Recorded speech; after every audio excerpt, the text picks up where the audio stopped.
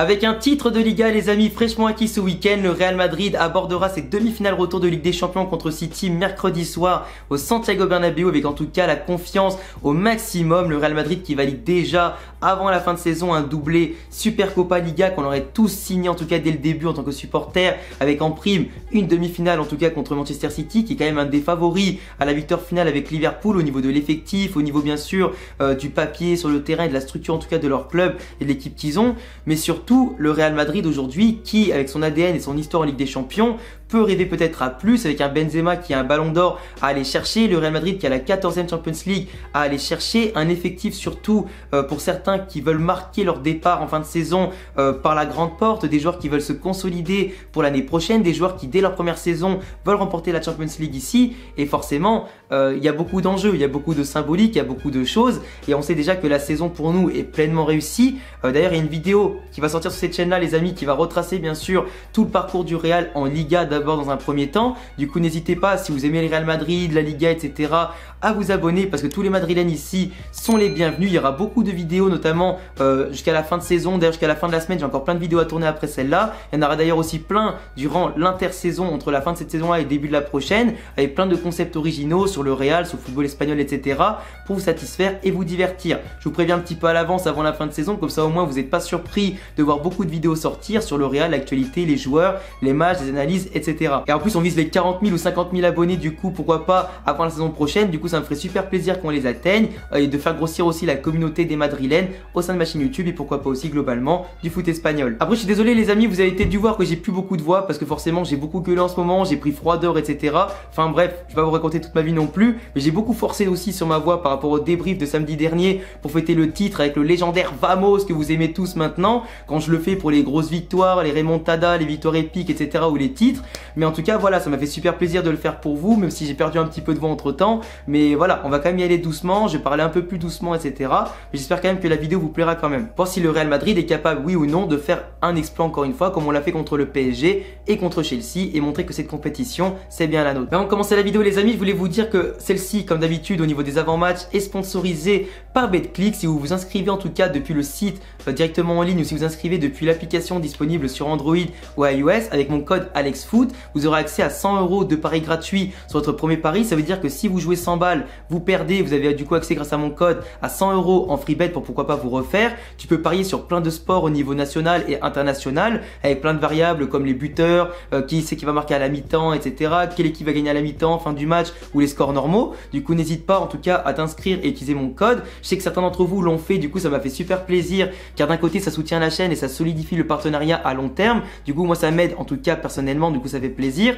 Et je vous rappelle quand même qu'il faut jouer uniquement en étant majeur, et surtout de l'argent que vous êtes prêt à investir et à perdre, pas de l'argent qui vous sert à payer le loyer, les factures et de la nourriture pour vous ou vos enfants et votre femme, tu vois, et votre famille globalement.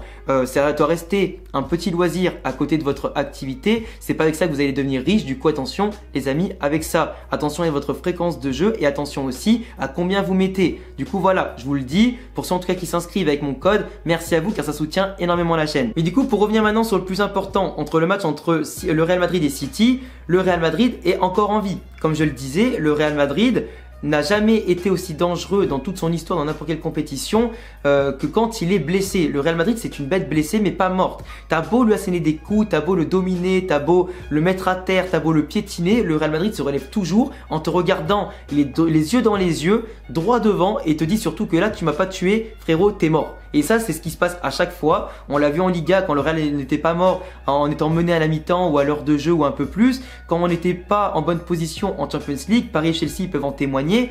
Et à chaque fois le Real Madrid est debout. Le Real contre City aurait pu perdre 4, 5, 6 ou 7 buts l'autre jour en étant mené en tout cas dans le jeu, en étant mené à la possession, en étant mené au nombre d'occasions, et surtout en prenant beaucoup de poteaux et d'occasions très très chaudes. Le Real a eu du mal à se procurer beaucoup d'occasions contre City, mais a réussi à quand même marquer 3 buts pour rester en vie. Donc à ce moment-là, tu arrives à être dominé et marquer 3 buts. Au bout d'un moment, c'est pas de la chance, ça s'appelle un savoir-faire, un mental pour ne pas te laisser avoir quand tu es dominé, quand tu es en infériorité à tous les niveaux, et surtout tu as une ressource qui est inexplicable. Le Real Madrid est insubmersible. est illogique et surtout inabordable. Et déjà quand tu compares les effectifs par rapport au match aller, ce sera quasiment les mêmes, sauf que du côté de City, tu auras Cancelo qui est de retour. Et Cancelo, quand on sait l'importance qu'il a dans le collectif de City, qui joue beaucoup sur ses latéraux qui montent, qui laisse limite ses deux centraux un peu à la dérive ou un peu livrés à eux-mêmes, mais comme ils ont une possession City qui est très haute sur le terrain pour exercer au pire à la perte du ballon un gros pressing et contre-pressing, City ça joue beaucoup sur les côtés avec des fois des ailiers qui peuvent être des milieux offensifs comme simplement des Foden ou des Bernardo Silva, ou alors des ailiers purs avec des Mahrez ou des Sterling. Ça dépend un petit peu comment Pep veut avoir une polyvalence dans le jeu, comment il veut gérer suivant l'effectif qu'il a en face de lui. Et de l'autre côté, tu as surtout des latéraux comme d'un côté Zinchenko ou Kyle Walker ou encore Cancelo qui peuvent percuter, apporter des passes décisives, des centres ultra précis et qui apportent surtout le surnombre sur les côtés, qui poussent nos latéraux et nos ailiers à nous à reculer, qui nous asphyxient dès la sortie de balle, en tout cas dès les premières touches. Et City, c'est un peu ça son point fort, c'est le pressing, la pression haute, c'est surtout jouer entre les lignes, savoir nous faire déjouer nous-mêmes et nous forcer à jouer long pour bien sûr perdre le ballon à quasiment 80% de chance avec des longs ballons et surtout en balançant n'importe comment, et surtout nous causer la moindre erreur et profiter de la moindre de nos failles avec des combinaisons rapides, des fois des phases de possession lente pour nous endormir, façon tiki-taka tu connais, et voilà, des joueurs qui sont dynamiques et qui peuvent permuter. City n'ont pas de vrai numéro 9 mais des joueurs qui peuvent jouer autant à gauche qu'à droite, autant au milieu de terrain que devant, et c'est des mecs qui tournent comme ça tout le long. Kevin De Bruyne, Foden, Grealish, Mahrez, Sterling, ça permute et du coup tes joueurs sont paumés, et on l'a vu notamment au match aller, le Real Madrid pour prendre les marquages c'était le bordel. Beaucoup de joueurs ont été laissés seuls comme Foden sur le centre de Fernandinho, comme Kevin De Bruyne qui fait son appel sur le premier centre de Mahrez. Voilà, il n'y a pas de marquage qui est fait individuellement, c'était du marquage en zone, et contre City ça marche pas. Soit tu tiens les mecs directement et tu mets de la grinta et de l'intensité dès le début, soit comme on l'a vu au match aller, tu prends 2 buts en 10 minutes et l'affaire est quasiment pliée, sauf si tu as les ressources mentales du Real Madrid. City, c'est un effectif qui peut vraiment te bouffer et te tuer, mais quand il le veut. Sauf qu'ils n'ont pas l'efficacité d'un Liverpool, ils n'ont pas l'efficacité d'un Real Madrid. Ce qui fait qu'eux, ils ont besoin de beaucoup d'occasions pour transformer l'occasion en but. Et de l'autre côté, toi, t'en as pas beaucoup besoin parce que eux, défensivement, c'est pas non plus des monstres, tu vois. On peut, dès que tu mets l'intensité, dès que t'appuies là où ça fait mal, c'est bon. Si tu les prends en contre avec les latéraux qui montent, Vinicius et Rodrigo peuvent se régaler. Benzema, on l'a vu, il est capable d'être largement meilleur que les centraux de City, que ce soit Laporte, que ce soit Stones, etc. ou même Ruben Dias. Face à Benzema, il panique un peu parce qu'ils savent qu'il est capable de marquer du gauche, du droit, de près, de loin et de faire comme il l'a fait en tout cas à l'aller, des trucs de fou. Avec et sans ballon. L'intensité qu'ils ont mis, nous au milieu de terrain on était forcément un peu noyés. On sait que Kroos est un peu critiqué en ce moment parce que malgré le fait qu'il ait fait 3 quarts de saison vraiment au top, Kroos, malheureusement, dès que tu mets de l'intensité, et ben dans le jeu sans ballon, il est un peu perdu. C'est pas un marathonien comme un Camavinga, comme un Valverde ou un Casemiro. Du coup, forcément, sur le repli défensif ou l'intensité à mettre, c'est plus forcément son fort. Aujourd'hui, Kroos, il est plutôt fait pour réguler le tempo, temps fort, temps faible, pour faire les transversales, pour jouer court et long. Et c'est un mec aujourd'hui qui est incroyable avec le ballon. Mais sans ballon, contre de l'intensité, c'est compliqué pour défendre. D'où le fait que là, à mon sens, sachant qu'il y a Casemiro qui revient, ce serait peut-être intéressant pour Ancelotti de mettre Modric, Casemiro, Valverde et Camavinga. Et de laisser Kroos, pourquoi pas sur le banc, et pourquoi pas réguler le jeu vers la fin du match avec pourquoi pas les prolongations. Si on mène d'un but, ça va en prolongation. Donc pourquoi pas avoir Kroos pour réguler le tempo, parce que en général le Real Madrid finit beaucoup mieux ses matchs que ses adversaires. Au niveau physique, grâce à Pintus, on est quand même largement au-dessus. Donc c'est peut-être l'occasion de faire ça. Camavinga, Valverde, pourquoi? Pour apporter de la fraîcheur, des mecs qui peuvent casser des lignes, qui peuvent apporter de la percussion et qui peuvent surtout lancer des contres, tout comme lancer pourquoi pas avec de la technique les phases de possession. Modric, il est indéboulonnable, Casemiro, il a beaucoup manqué à l'aller dans son positionnement devant la défense pour boucher les brèches, etc. C'est un peu dommage. De l'autre côté, nous, on n'aura pas David Alaba qui sera encore blessé, qui ne sera pas du tout à 100% pour ce match-là et qui, à mon sens, ne doit pas forcer pour jouer, que ça sert à rien. Autant laisser Nacho Militao jouer pour faire une bonne défense centrale et surtout une défense centrale qui a déjà joué ensemble, qui a déjà battu de bonnes équipes ensemble, qui nous a montré qu'ils sont capables de le faire dans les grands moments. Donc pourquoi pas Mendy à gauche qui est déjà beaucoup plus en rythme que le match aller quand il revenait de blessure, Carvajal qui en ce moment retombe dans ses travers mais qui on doit compter sur lui parce qu'on n'a pas le choix, ou alors un Lucas Vazquez qui à mon sens fait très bien le taf aussi à sa place. Mais comme je vous le dis, le Real Madrid n'est jamais aussi fort que quand il met de l'intensité dès le début, quand il est dos au mur. Donc il se peut qu'Ancelotti ne jouera pas dans tous les cas avec 4 milieux de terrain. Moi je pense qu'il va jouer avec Rodrigo, Benzema, Vinicius pour profiter aussi du fait que Vinicius, Benzema et Rodrigo soient tous les trois dans une forme optimale, à moins qu'il fasse rentrer Rodrigo pour pourquoi pas essayer de tuer le match vers la fin. Mais à mon sens, je vois mal Ancelotti en perdant de 1 but jouer le contrôle, tu vois. Moi je pense qu'il va vraiment jouer avec le Bernabéu derrière lui, avec la pression de la Ligue des Champions, le fait qu'on ait déjà un doublé, qu'on ait moins de pression justement à ce niveau-là pour un potentiel triplé. Moi je pense que ça va être comme ça. Je pense qu'on va jouer en 4-3-3 avec malheureusement entre guillemets Modric, Kroos, Casemiro, même si je préfère avoir Valverde qu'à la place de Kroos. Et voilà, après on verra bien, et Camavinga pourra toujours rentrer en cours de match, mais à mon sens, si on joue avec Kroos, Casemiro, Modric, ça fait un petit problème. J'adore Kroos, mais pour moi c'est Valverde qui doit jouer, en tout cas par rapport à ce qu'il a montré ces derniers temps.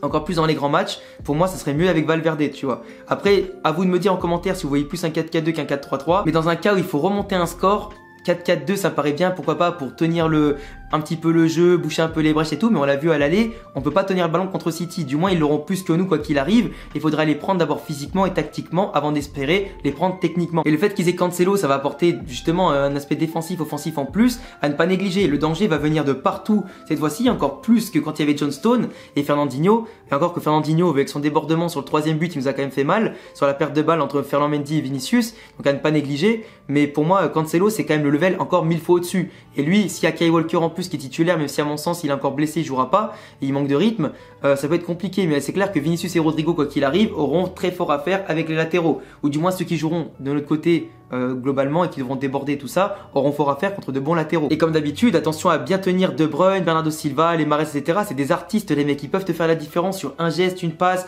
une vision de jeu qu'ils ont eu parce qu'ils sont très très bons techniquement, ils peuvent se trouver les yeux fermés, et forcément si tu resserres pas les lignes, que tu mets pas l'intensité, tu mets pas la grinta, t'auras beau faire le match que tu veux, tu vas perdre comme à l'aller. Et pour nous aujourd'hui, à domicile devant le public, il faut qu'on mette l'intensité, que ce soit nous les chefs dans les duels, sur les seconds ballons aussi qu'on a très peu gagné au match aller, et à mon sens c'est comme ça qu'on pourra gagner. Si on ouvre le score, on pourra vraiment se donner une chance de mettre la pression mentale sur City, qui à mon sens comme le PSG, c'est pas une équipe qui mentalement peut tenir dans la Ligue des Champions, ils n'ont pas l'expérience, pas l'histoire, etc. Et à mon sens le Real a vraiment un plus là-dessus. Et tu peux les faire douter, si tu mets 1-0 puis pourquoi pas 2-0, là City peut lâcher. Ils vont devoir se découvrir, et nous on contre, avec les joueurs qu'on a et la fraîcheur qu'on a physiquement, surtout dans les fins de match, on peut les tuer et vraiment faire en sorte, pas de faire un hold-up, mais encore une fois, un autre miracle, après surtout le match aller qu'on a survécu. Et les clés du match c'est vraiment ça, c'est Benzema, c'est Vinicius Rodrigo, c'est le milieu de terrain, c'est la défense si elle sera plus solide, c'est Carvajal si il prendra pas l'eau, s'il prendra bien son marquage, Ferland Mendy s'il sera plus assidu à la perte du ballon et surtout sur les placements, sur les relance, si Courtois sera toujours aussi chaud que d'habitude, si Modric va nous sortir un coup de magicien, si Benzema levait le ballon d'or, etc. il sera présent. Il y a beaucoup de symbolique pour ce match-là, pour aller chercher le ballon d'or de Benzema, 14 Ligue des Champions, aller aussi loin que possible malgré les critiques, malgré le fait qu'on nous imaginait pas là. Il y a beaucoup de choses à faire et surtout pour marquer l'histoire, c'est maintenant. En tout cas les amis, je vous laisserai me donner vos pronostics dans les commentaires, me donner aussi vos avis sur l'avant-match en tout cas entre le Real et City, qui va l'emporter, comment vous voyez ce match-là, si vous vous sentez confiant, etc. Vous abonnez, cochez la cloche avec tous mes réseaux qui s'affichent ici et en description. À la Madrid, on y croit, parce que là les amis, je suis sûr que la finale et après derrière la 14e, allez pas loin. À la Madrid, Ina Damas, ciao.